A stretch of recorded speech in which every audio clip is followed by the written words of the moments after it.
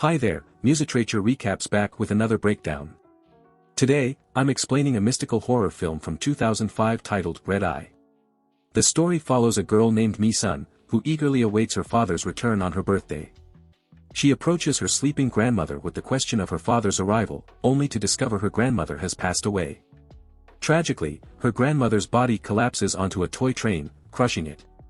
This event is intertwined with a devastating accident involving an overnight train, the very one Mi-sun's father was supposed to be on, which resulted in the loss of 250 lives.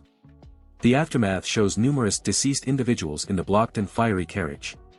Years later, Mi-sun becomes a conductor on a new night train, marking a significant shift in her life.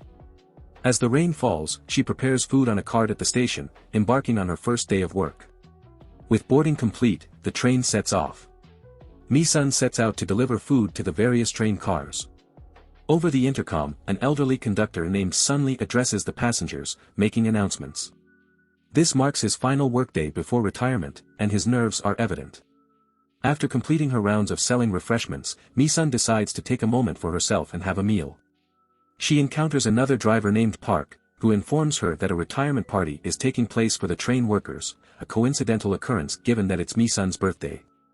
The train operator questions Mi-sun about her need to work that day, and she responds vaguely, implying personal reasons. Park, another worker, explains that the current train they're on includes the surviving carriages from a terrible accident involving a night train. These carriages were connected to the new train, and there's a belief that they might now be haunted. Mi-sun and her colleagues share a moment in the driver's cabin, enjoying some cake. Suddenly, Sunli spots a girl on the tracks and activates the emergency brake, causing the passengers to stumble. A man disembarks to investigate the mysterious girl but finds no one there. The train resumes its journey. The man, speaking to bloggers who are documenting him, discloses that he rides this train every year on the anniversary of his parents' death, and each time, he senses ghosts on board. He even points out a seat where he believes one of these apparitions sat. As they approach the seat, one of the bloggers named So-Hi feels a presence there, though it's hard to see. Mi-sun, focused on her duties, walks past them, catching the attention of the ghost-sensitive girl. Towards the back of the carriage, the conductor encounters a young boy named Kwang-jun. The boy mentions that his mother promised to meet him at the final station. He presents Mi-sun with a startlingly realistic drawing of a haunted train car, featuring Mi-sun herself standing in the aisle. The eerie image leaves Mi-sun unsettled. Kwang-jun quietly takes back his sketchbook and begins to cover the drawing with a red pencil, eventually handing the book back to Mi-sun. While washing her hands in the restroom, Mi-sun experiences a brief, disorienting moment where she finds herself in an old, charred train car with green walls and spiders crawling along them. As her senses return, Mi-sun spots an unfamiliar conductor entering the room, but the figure departs upon locking eyes with her.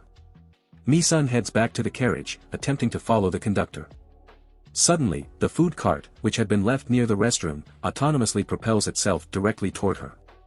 In the nick of time, Mi-sun narrowly enters the carriage. She observes the conductor moving ahead and endeavors to pursue her.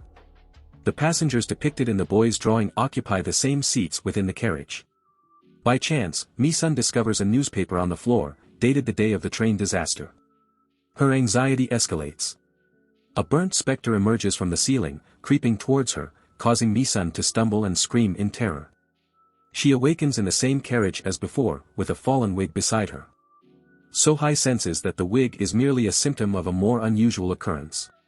She assists Mi-sun in collecting the spilled food, and the two engage in conversation. However, their conversation is disrupted by the sudden appearance of an elderly conductor. The older conductor requests Mi-sun's presence at the bar once she's done.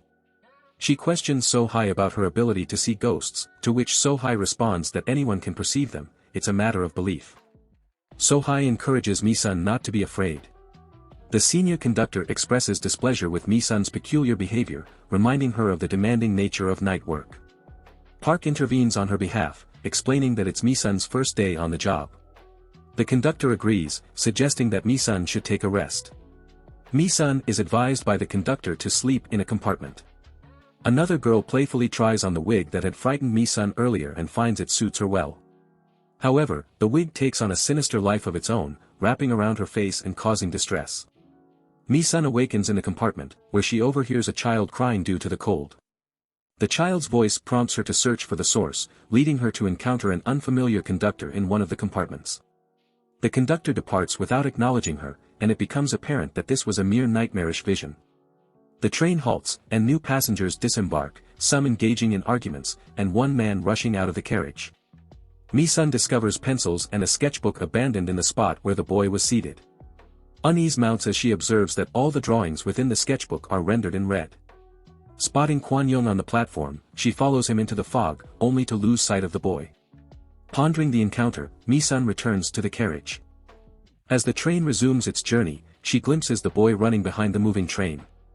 Park joins her, and the conductor recounts experiencing peculiar phenomena. Mi-sun shares that her father was involved in a train crash as a driver, an event that has burdened her with a lifelong sense of shame. Her purpose in joining the train that day was to confront her grief and seek a fresh start. Meanwhile, in the restroom, a girl abandoned by her boyfriend during a stop is overcome with tears. Despite his attempts to reach her via phone, she declines his call. As the girl smokes a cigarette, the stall's lights suddenly go out. The stall door begins to open and close on its own, and she finds herself under attack from a malevolent spirit. Mi-sun and the driver stumble upon the girl's lifeless body in the restroom, her neck gruesomely broken.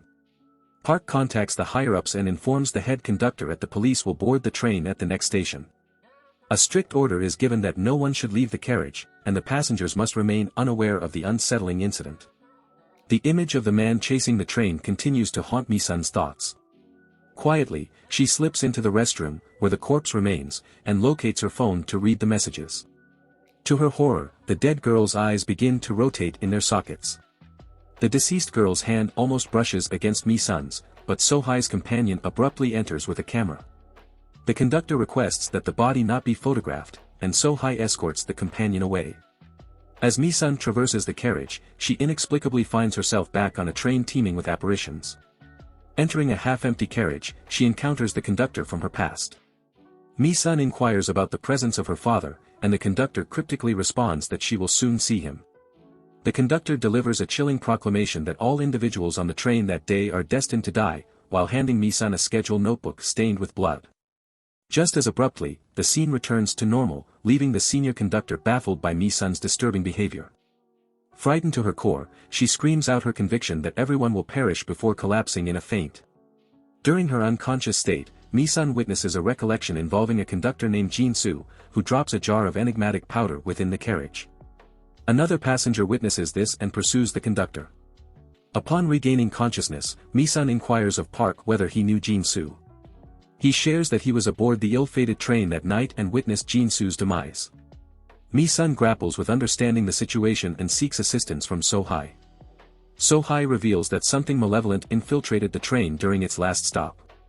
When they reach the restroom where the body was, it's no longer there. The overwhelming supernatural presence weakens So-hai, prompting her to request Mi-sun's help in reaching her seat. Just then, the conductor notices Hee-ju, a girl smoking a cigarette by the window. Hee-ju stands with her brother, smoking and displaying a significant burn on her arm, a remnant of an accident from which she miraculously survived. Her brother muses on the transient nature of life, likening it to a train journey where people start at the first carriage and gradually progress to the last. Eventually, the conductor reaches So-hai's seat but finds it unoccupied. A scrapbook containing news clippings related to the tragedy indicates that the train's departure time was 10 minutes earlier. Engaging in conversation with Park, Mi-sun recalls that their last stop encountered a 10-minute delay. She speculates on the possibility of the ghost train intersecting with their present one in time. Park unexpectedly reveals that he has encountered the same conductor before. On the fateful night of the tragedy, they had an argument, and he bears the burden of never having the chance to apologize to her. Mi-sun discovers So-hai injured beneath the seats in the carriage. Clutched in So-hai's hand is a bloodied bracelet, a similar one the attendant recalls seeing on the smoking girl, Hee-ju. So-hai regains consciousness and reveals that she was attacked by a ghost. She implores Mi-sun to guide the restless souls on the train to a place of solace. Mi-sun queries how this can be accomplished, but So-hai passes away without uttering another word. As Mi-sun contemplates leaving the carriage, Hee-ju emerges to confront her. Mi-sun inquires why Hee-ju killed So-hai, but no response is given. Hee-ju's brother enters the scene, predicting the impending demise of all passengers. Hee-ju thrusts scissors into the conductor's shoulder, causing her to collapse due to the excruciating pain. Approaching the next station, the senior conductor enters Park's cabin to report an anomaly. Despite nearing the station, the train doesn't slow down. The driver attempts communication with the control room, but Hee-ju and her brother have already eliminated the staff. The train's increasing speed raises the risk of a collision with another train. In a bid to ensure safety, Park proposes moving passengers to the last car. As Mi-sun awakens, she is met with the apparition of her father. Her ghostly father informs her that he's departing, content to reunite with the other lingering spirits who haven't realized their own demise. A gradual dimming of lights sweeps through the train. With Park by her side, Mi-sun explains that this signifies the manifestation of the ghost train. Peculiar dents mar the door that separates the cars, and inky water begins to seep from beneath. In the spectral train compartment, Park and Mi-sun find themselves confronted by the distorted figure of Jin-soo emerging from the inky pool. The disfigured Jin-soo lunges to attack Mi-sun, but Park intervenes, professing his love for her. He offers apologies for failing to save the guide and assures her that he will remember her eternally. The vengeful ghost halts its assault on Mi-sun. Park opts to stay with his beloved, while Mi-sun proceeds to the driver's cabin. There, she encounters Hee-ju and her brother. The conductor brandishes scissors, threatening Hee-ju and demanding she halt the train. When met with silence, the conductor stabs Hee-ju in the arm, causing her to bleed. Hee-ju displays a burn on his hand, attributing it to the train wreck. Mi-sun prompts him to take a closer look, revealing there's no scar. She discloses that they are not in their original bodies. Mi-sun shares with the siblings the truth that they perished in a crash 15 years prior. Their parents had planned suicide, but a conductor named Jin-soo thwarted their attempt by shattering the poison bottle. However, upon realizing their dreams were shattered, the siblings' father commandeered the conductor's cabin and deliberately crashed the train. Hee-ju is shaken by this revelation. In a fit of rage, her brother violently strikes her head against the window multiple times. Mi-sun's father's ghost intervenes, redirecting the train to avert collision with another. He announces his departure and guides the other souls away, as the physical train travels through the spectral one. The apparitions begin to dissipate, and the siblings revert to their childlike forms. Apologizing to Mi-sun for missing her birthday, her father wipes away her tears and departs. The train comes to a halt in a field, prompting all passengers to disembark. And here the movie ends. Thank you for watching.